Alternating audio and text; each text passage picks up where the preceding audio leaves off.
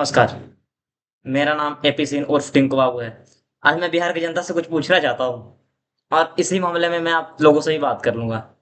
और बिहार की जनता लोग, दूसरे राज्यों में नौकरी करने में जाने में तो अच्छा लग रहा होगा, बूढ़े माँ बाप को छोड़ करके, नई नई पत्नी को छोड़ करके, माँ बाप बहन सब परिवार को छोड़ करके।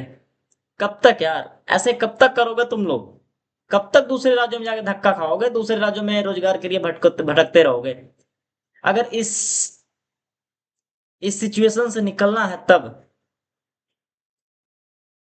इस सिचुएशन से निकलने का बस एक ही रास्ता है। नवंबर में इलेक्शन है, नवंबर दिसंबर में इलेक्शन है बिहार में। आप ऐसी सरकार को चुनना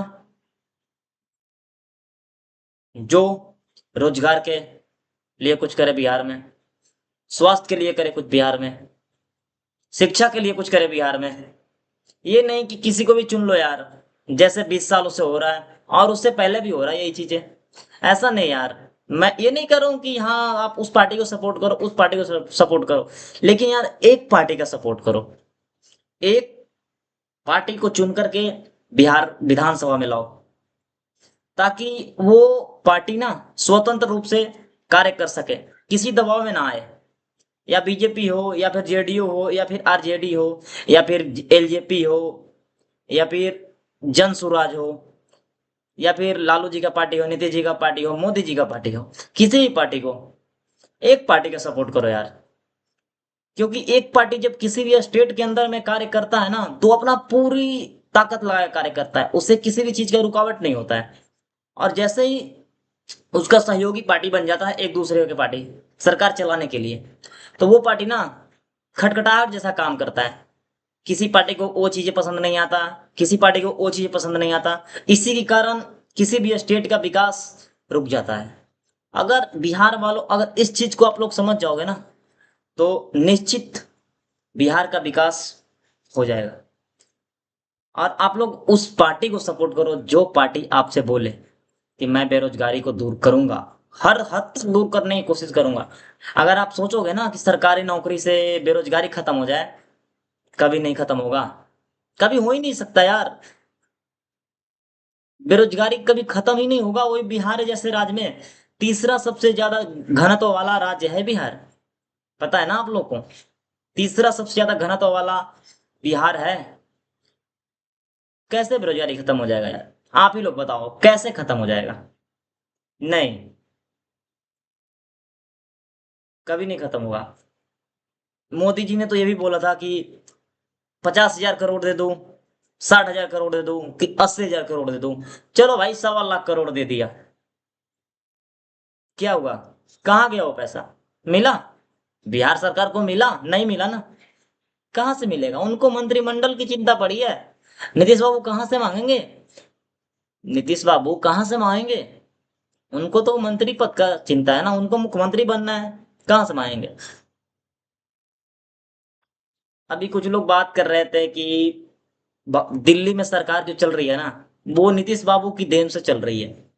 अगर नीतीश बाबू नजर मोड़ लें, यानी दिल्ली की सरकार गई, यानी कि सीधे कहना है कि यानी कि दिल्ली का सरकार नीतीश बाबू के हाथों में है। समझ सकते हो? एक भारत जैसे राज्य का शासन एक छोटे से राज्य, पिछड़ा राज्य बिहार के हाथों में है। और नीतीश बाबू ने क्या मांगा? क्या मांगा नीतीश बाबू ने? 2025 के बाद भी हम ही मुख्यमंत्री रहेंगे। मतलब इसका कुछ समझे? वो ना ही तो परिवारवाद की राजनीति कर रहे हैं, वो अपनी स्वार्थ की राजनीति कर रहे हैं, वो अपनी खुद की स्वार्थ की राजनीति कर रहे हैं। ऐसा मत करना। अगर तुम ऐसा करते हो तो फिर दूसरे राज्यों में ना नौकरी करने जाने के लिए ना हमेशा तैयार ही रहना। अपने बच्चों को भी तैयार करो ना, जैसे ही 16 साल 10वीं 12वीं का पेपर देंगे, उसे भेजो भाई बिहार के बाहर नौकरी करने के लिए। भेजो। कौन मना कर रहा है? जब तक एक स्वतंत्र राजनीतिक दल को बिहार के अंदर में नहीं लाओगे, तब तक ये क्रिटिसाइजेशन आता ही रहेगा, आता ही रहेगा। और आप लोग इस चीज को जितना जल्दी समझोगे ना, उतना बेहतर होगा बिहार के भविष्य के लिए। आपके बच्चों के भविष्य के लिए। खैर मेरा जो कहना है वहां तक तो मैं कहूंगा ही। मैं भी एक बिहार के रहने वाला हूँ। अब मेरा इसलिए फर्ज बनता है कि मैं अपनी भावनाओं के द्वारा आप सबको जागरूक करूं। मैं 2025 का फर्स्ट वोटर हूं। मैं 2025 में फर्स्ट बार वोट करूंगा बिहार विधानसभा में। वैसे ये मेरा फर्स्ट वोट रहेगा।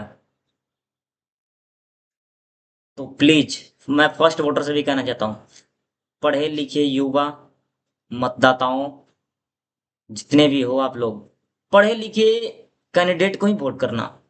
जो भी पढ़े लिखे उम्मीदवार है ना, किसी भी क्षेत्र से हो, या कुर्था विधानसभा क्षेत्र से हो, या जहानाबाद विधानसभा क्षेत्र से हो, या टिकारी विधानसभा क्षेत्र से हो, या गया विधानसभा क्षेत्र से हो, पढ़े लिखे नौजवान युवा इस बात को ध्यान रखें, उसी व्यक्ति को सपोर्ट करना जो पढ़ा लिखा हो।